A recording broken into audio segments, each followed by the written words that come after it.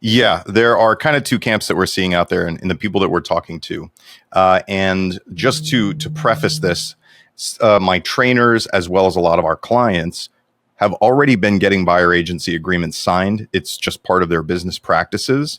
And when they get those buyer agency agreements signed, whether it's in the very first meeting or whether it's after a door or two, either way, that conversation consists of what the agent's going to do for the buyer, why the buyer should choose that agent to work with, what the expectations are, what they will be, how the agent gets compensated and how that compensation works. So there's already a camp that's been having these conversations and they're like, what's the big deal, right?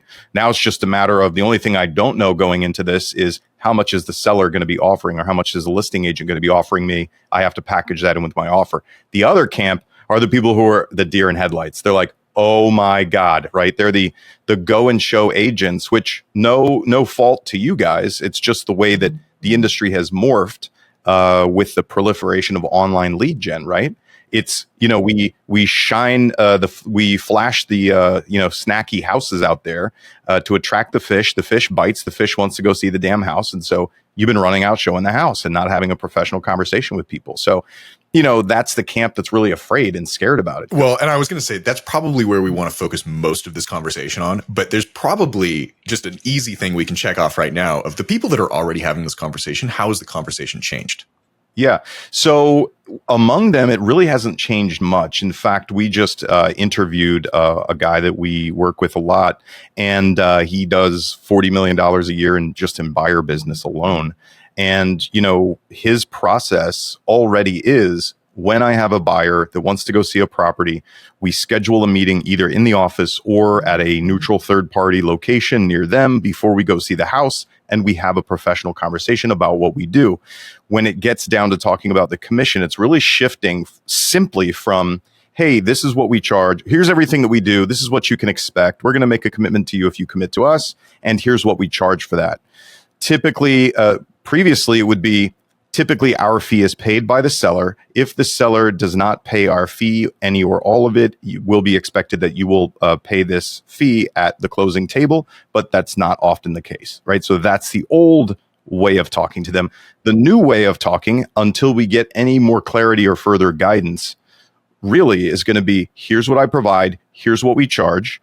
We will package, along with our offer, a request for the seller to pay all of or as much as possible of this fee. Any remaining will be collected from you at settlement. It's pretty simple, right? Straightforward. Right. So then everyone's on the same page. You know what to expect. You say you're going to try and capture it from the other side, but you'll be on the hook if not. Right. Exactly. Right. So do you have any sense of it kind of sounds like this is a little bit of tempest in a teacup. People are afraid of having this conversation, but it turns out that buyers are like, Well, yeah, it's so far everybody's been reporting back to us, our clients and everything, is that it's really not that much of a deal. So when the news cycle was going on, when this first dropped, there were a few, basically getting a few reports of sellers saying, oh, well, I don't want to pay for the buyer's agent anymore, or buyers saying, I heard I'm going to have to pay your fee, right? How much is your fee? That sort of thing. But when this news cycle's not going on, people forget about that. For most people, they aren't focused on the real estate industry every single day like we are. Yeah. Well, a follow-up question that I've had in a lot of those situations when, I talk to people that are informed and see a broad spectrum of the industries, have you actually seen a situation where a seller is saying zero commission to the buyer, or we're not covering that?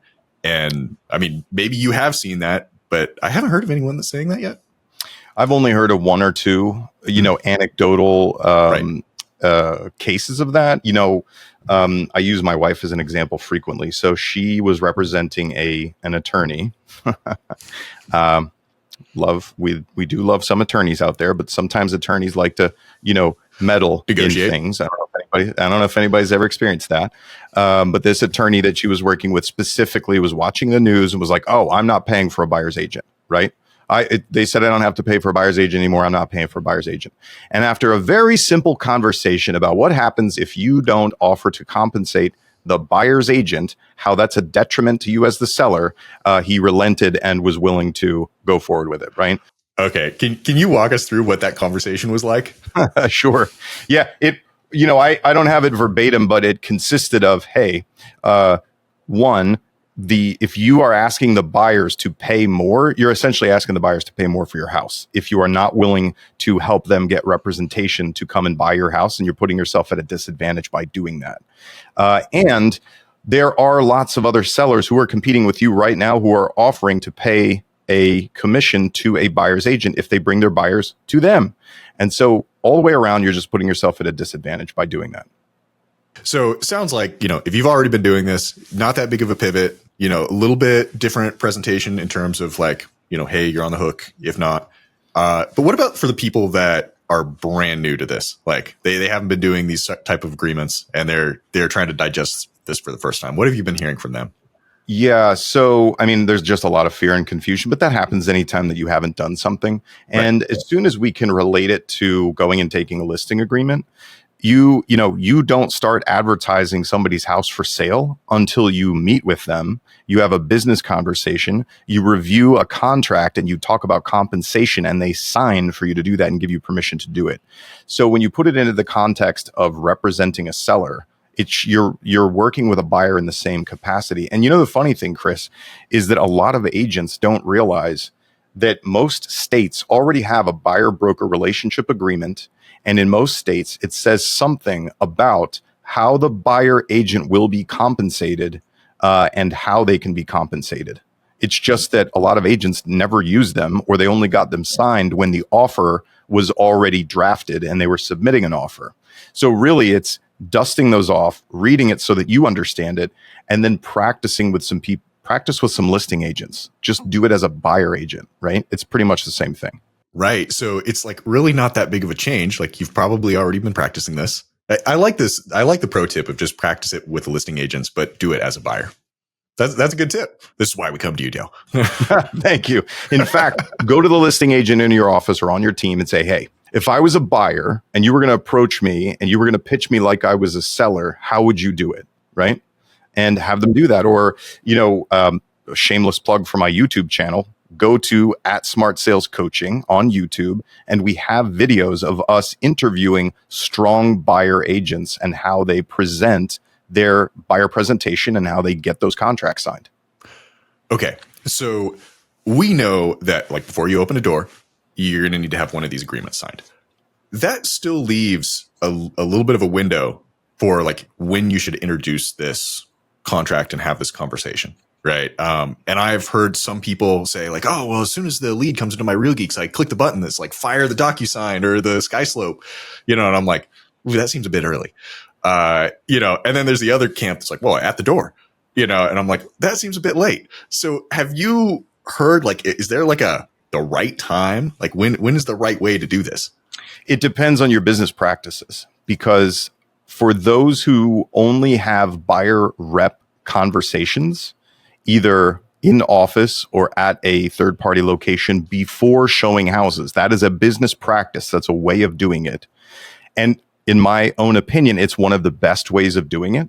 So, Chris, you call me up or you come through Zillow, you come through wherever. I don't know if I can say the Z word here. You come through the lead source that shall not be named here. And all they want to do is go see a property, right? Because that's how they've been preconditioned.